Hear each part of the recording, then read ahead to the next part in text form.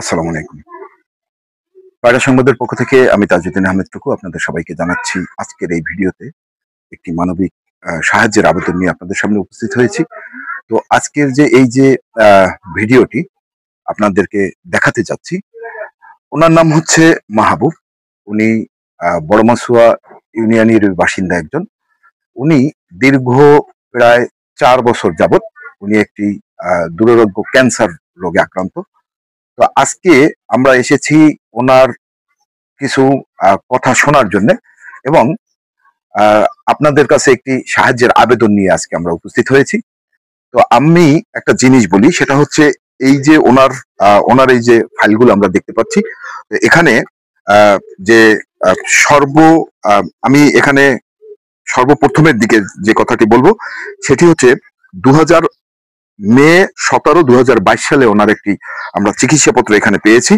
সেই থেকে আজকে 2025 এই পর্যন্ত উনি এই মরণ ব্যাধি এই রোগটির সাথে উনি দীর্ঘদিন যুদ্ধ করে যাচ্ছেন। যতটুকু জানতে পারি যে ওনার এই চিকিৎসার কারণে উনি সহায় সম্বল ওনার যা কিছু ছিল সব উনি বিক্রি করেছেন এবং এখন সর্বশেষ ওনার এই ঘরের ভিটাটুক রয়েছেন।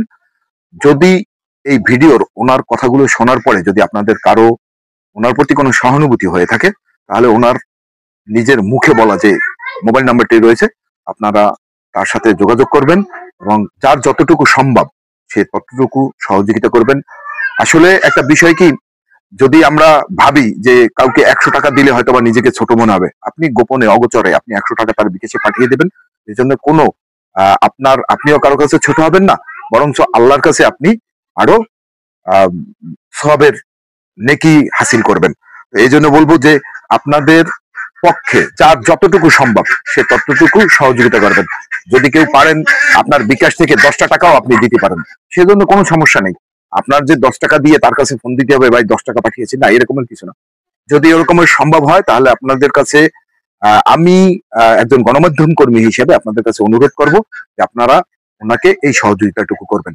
তো আমরা ওনার মুখ থেকেই যে কথাগুলো শুনবো, তো সেগুলো আপনাদের সামনে সরাসরি তুলে ধরার চেষ্টা করছি। ধন্যবাদ সবাইকে। মানুষ মানুষের জন্য, জীবন জীবনের জন্য, এই কথাটুকি বলে আমি আপনাদের কাছ থেকে বিদায় নেব। আমরা এখন শুনবো তার মুখের কথাগুলো। আমার নাম মোহাম্মদ মাহবুব হোসেন, বাবার নাম হারুন ফরাজি, দক্ষিণ বড়মাসুয়া। আমার 2 ছেলে।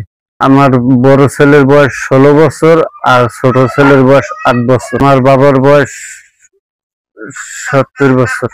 ওই একটু কষ্ট মষ্ট হইলেও ওই বাবায় খাদ্য ফিদ্য খাওয়াইতে আছে। আমি ওই অসুস্থ হওয়ার আগে আমি নদীতে জাল বাইছি, সাগরে জাল বাইছি, আমি রাস্তায় মোটরসাইকেল চালাইয়া আমি কিছু টাকা পয়সা গুছাইছি। তারপরে আমি ঋণ করে আমি সৌদি গেছি। সৌদি যাওয়ার পরে আমি 1.5 মাস পর আবার ফেরত আইছি অসুস্থতার কারণে। আমার মাথায় এখন বহুত ঋণ আছে। এই ঋণ এখন পর্যন্ত আমি শোধ করতে পারিনি। হ্যাঁ, আমার স্ত্রীর আত্মার আঙ্গুল পড়ে গেছে। আমি বহুত টাকার ঋণী হয়েছি আমার ওয়াইফের পিছনে। আমি বহুত টাকা খুইয়া আল্লাহ ওরে রহমত করছে। 1100 টাকার ওষুধ লাগে প্রতি সপ্তাহে। আমি এইটা জানতে পারছি বিদেশ থেকে যে আমার এই সমস্যা। তারপর আমি 1 মাস 18 দিন পর আবার দেশে আমারে পাঠাই দেয়। আমি তারপরে দেশে ইয়া চান্দা মান্দা উঠেই আমি চিকিৎসা চালাই। আমার কাছে টাকা পয়সার কিছুই নাই, আছে খালি এই পোতার জায়গাটু। আটটা সব বিক্রি করে আমি চিকিৎসা চালাইছি। আমার চিকিৎসা বর্তমানে এখন আমি চালাইতে পারতেছি না টাকার অভাবে। সহযোগিতা করছে যে যা পারছে তাই দিয়েছে, তাই দিয়ে চিকিৎসা চালাইছি। এখন আমি চিকিৎসা চালাইতে পারতেছি না। আমার এই চিকিৎসাটা লাখ 5 টাকা হইলে আমি এই চিকিৎসাটা চালাইতে পারি। আমার প্রতি মাসে 20,000 টাকার ওষুধ লাগে। হ্যাঁ, আমি এই ওষুধটা যদি খাইতে পারি ঠিক মতন তাহলে আমার এই রোগটা একটু আল্লাহর রহমতে ভালো হয়। কিন্তু আমি এই 1 মাস ওষুধ খাইলে 2 মাসে আর খাইতে পারি না, টাকা গুছাইতে পারি না, খাইতে পারি না। তাই বিদে আমার এই আবার অসুস্থ হয়ে বিছানে শোয়া লাগে। ডাক্তার দেখাইছি ঢাকা, সৌদি, খুলনা 250 বেডে। মানুষ মজুমদার। চিকিৎসাটা মোটামুটি আল্লাহর রহমত আছে। সে বলছে যে এই আপনাকে একটা অপারেশন করছি, যদি এইটাই আল্লাহর রহমত করে তাহলে তো ভালো, আর নাহলে আপনার বড় ধরনের অপারেশন করতে হবে।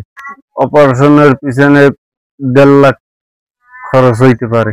আমি মোটামুটি একটু ভালো বুঝতে আছি, কিন্তু ভিতরে আমার একটু সমস্যা আছে।